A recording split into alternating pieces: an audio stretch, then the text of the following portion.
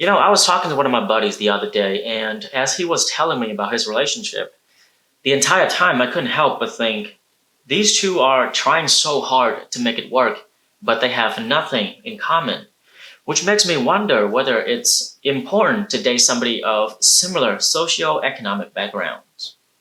So let's talk about that. Now, I do see a level of excitement from dating somebody who is radically different from you. They have completely different life experience, like dating outside your race, dating outside your culture. It's really good for creating passion. However, I think in terms of longevity, the bigger the difference is between the two people, the more difficult it is to make it work because you're going to run into so many practical issues that can cause fights and arguments, and you're going to find it difficult to focus on the love and the passion. For example, these practical differences could be where you grow up. What kind of cultural references do you have? What's your relationship with money? I know it's very mundane to talk about this stuff, but these are important predictors of a healthy relationship. Generally speaking, I think it's a good idea to date somebody of similar socioeconomic background. However, it becomes significantly less important the more individuated you are. And I will explain that in a bit. So the first one here I have is about language. We all know that communication is very important when it comes to relationship. You need to be able to communicate your thoughts, feelings, emotions. You need to be able to understand each other in order to resolve conflict. I know that in America, or in the United States here, you encounter a lot of people whose English is not their first language. And I get it. It's kind of cute because of the accent and all, but it gets old really quickly. At some point in the relationship, you want to understand and be understood, right? And when it comes to language, it's not just vocabulary, it's also tonality. So you might think that you sound normal, but for somebody from a different culture, they might take it differently, right? It's very easy to be misunderstood. So if you were to date somebody whose English is not their first language, they need to be at least proficient or have lived in the country for a long period of time before it's no longer a concern. Okay, the next one I have is religion. It doesn't matter if you're Christian, Jewish, Buddhist, atheist, or whatever.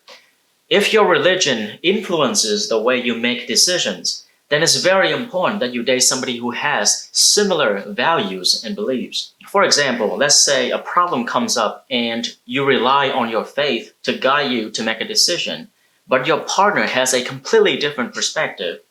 That's going to be a problem, right? Now let's talk about money. This is a big one. One of the leading causes of divorce is money. And in this context, I'm not talking about how much money you make. That's a topic for another day. I'm talking about the type of money that you were born into. Let's say you grew up really poor. Your family was constantly stressed about money, and now you're dating somebody who spends like crazy. They have no problem maxing out their credit cards because their parents will always pay for them.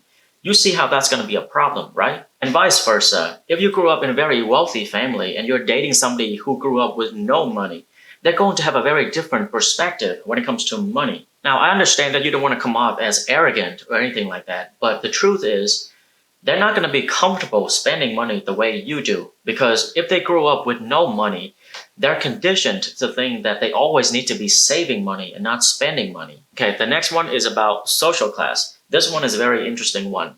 I believe that the type of social class that you grew up in has a huge influence on the type of media or entertainment that you consume. So let's say you're dating somebody from an extreme upper class. They like classical music, concert, they like the opera, they like horseback riding.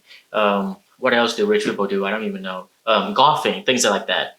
And you're just like, I just want to stay in and watch anime. That's going to be a problem, right? Because you both take pleasure from something very different. Now, ideally, you respect each other enough to be, okay, it's cool. It's okay. We don't like the same thing. I'm just going to listen to heavy metals while you listen to Mozart. But it goes deeper than that. Whatever it is that you enjoy, music, books, TV shows, we all feel personal about that. Like, for example, you watching this video right now, isn't there like a band, an artist, a TV show that just really get you? Like, oh my God, I can feel this in my soul, right? But for your partner, because of what they're exposed to, they don't get it. So you're gonna find it at the very least annoying. And there's also a practical issue. Like if you're driving together, What are you going to listen to if you both have different taste in music? What are you going to watch at night before you go to bed? See, ideally, you would want to enjoy the same thing. One other thing about social class is your social circle. Your partner might have friends that they know for a long time and they all enjoy doing the same thing. So you, coming from a different social class, stepping into that group of friends, that's going to be very uncomfortable for you. Like, oh my God, who are these people? Why do they talk like that? Why do they enjoy doing this? You see, it's going to be very difficult on a practical level. So for all of the reasons that I just talked about, do you see how if you're too different, that's not really a good thing, right? Now, it goes without saying that you want to be a little bit different. Like, you don't want to date your twin, right? But there's got to be a lot of similarity because you don't want to run into a lot of problems. Now, let's go back to something I said earlier. I believe that it's a good idea to date somebody of similar socioeconomic background, but it becomes significantly less important the more individuated you are. So, what do I mean by this? From all the people that I've interacted with and from what I've seen in our society today, I have reasonably low standards for the psychological health of most people. As far as I can see, a lot of people are not really self aware or not really self reflective, right? They haven't really found their unique voice. They're just kind of happy conforming to the expectations that society has set for them, and they just kind of move along a predestined path. Whether it's good or bad, that's not the point. But I'm going to refer to those people as unindividuated. And if you're one of those people, I think it's very important that you date somebody of similar socioeconomic background. Because if your path has already been dictated by your circumstances, then you want to date somebody who's also on the same path, because that's going to be the path of least resistance. You want to encounter as little struggles as possible, at least unnecessary struggles, in order to keep a healthy relationship. The exception for this are those people who are truly on their path to individuation.